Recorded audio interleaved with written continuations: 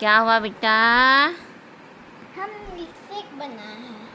तो राती को नहीं खुला दो उन्हें गलू मलू kan तलिया हवा नुआ कोई जम बड़े इतना आते खत्म हो गया। खत्म हो गया। हाँ, ये कोई बात ये नहीं दोनों बनाने को हवा नुआ बिना खदा आए थे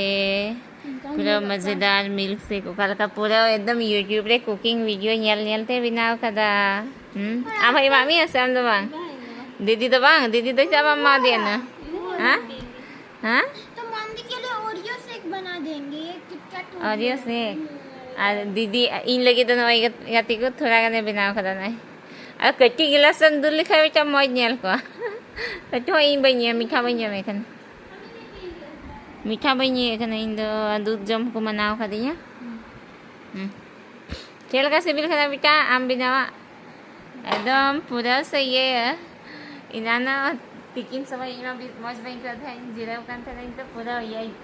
तीन ये करे जेल का था ये यूट्यूब पर वीडियो और आते बिना कान था ना बेटा बड़ा हो गया बाबू अपना काम खुद से करेगा खुशी की बात है बाबू करे लटुई नान तो दो आते बिना दरिया कान तलिया कैसे है टेस्टी ओरियो शेक है कि क्या शेक है चे शेक का ना दोनों का ना दोनों के चे मतलब